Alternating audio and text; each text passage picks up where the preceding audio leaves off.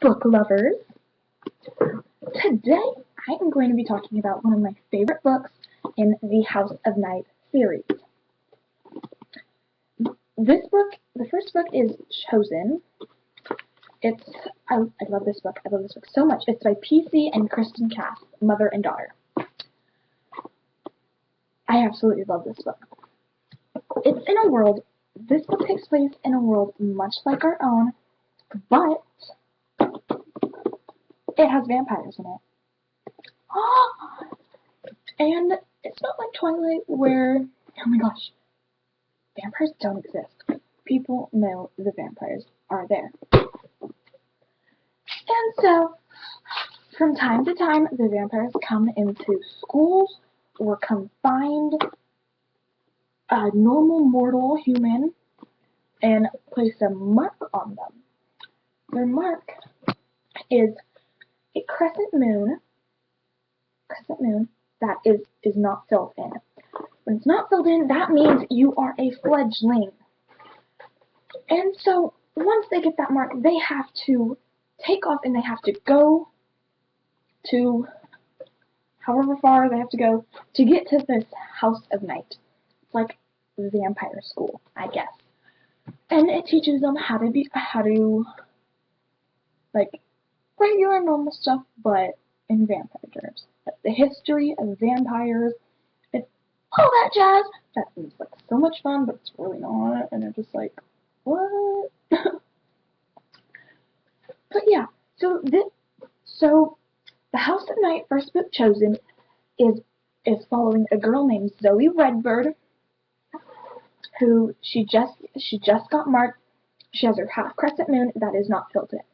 She takes a little detour to her grandmother's house on the way to the House of Night, and she passes out.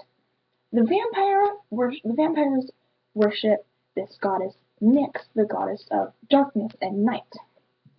So when Zoe passes out, she has this vision of Nyx speaking to her and telling Zoe that Zoe's her chosen one and everything. And so when she wakes up, her crescent moon is filled in.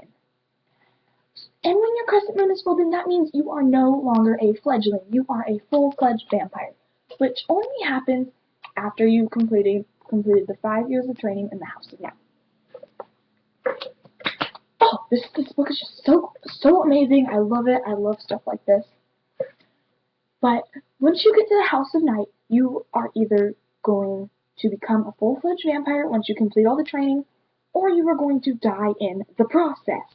Your body will reject the change, and you will die. So Zoe goes to the House of Night, and along the way she meets some really cool friends. Stevie Ray, this Oklahoma cowgirl. Hey y'all, with the Okie twang. And also the twins, Aaron and Shawnee. They're not actually twins, but if you read the books, you will figure out why we call them the twins. She also meets Damien, who is gay. No judgment on that, but he is a gay. It's just a fact. And he is hilarious. He is one of my favorite characters. He's so much into this book, and his character development along all of the books is just amazing. I love his character. I love it so much. And then as you go on, of course, Zoe meets this guy who is now a fledgling. His name is Eric Knight. And they do the frickety-frack. And of course, also, Zoe has her arch enemy, Aphrodite. Aphrodite is the leader of the Dark Daughters and Sons, which is basically a student council for the House of Night.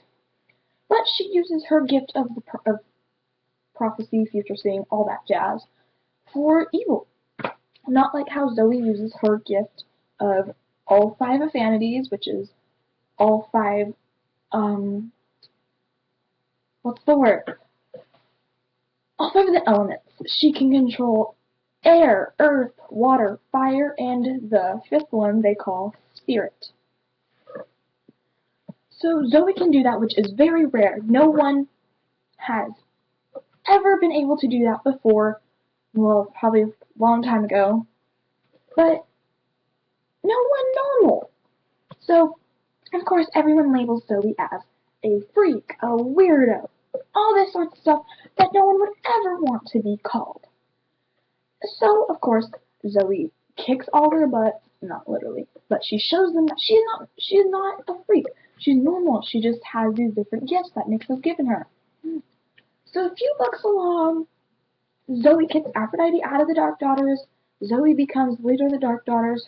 All of her main group of friends are her little circle prefix, whatever you want to call it, her little group gang, if you like, and shows up that each of them have an affinity for one of the elements. Aaron and Shawnee, fire and water. Really different, which is kind of strange because those two are so much alike.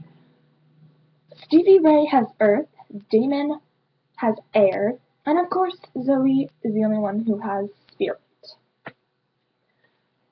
So they all can cast a big circle, which the House Knight likes to call it a circle.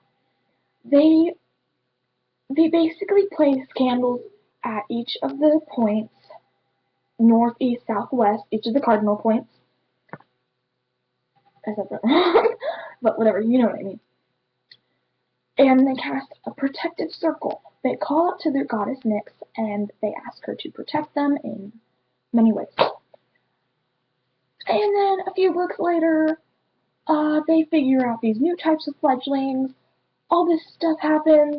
Zoe's mentor turns bad, and things blow up.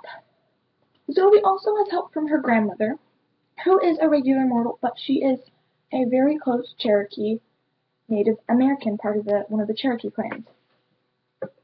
And so she believes in all of these Native American spirits and all that, and she helps Zoe by presenting new ways to do the circles, new ways to cleanse the group, and she helps her basically kick ass, excuse my language, kick ass over the evil.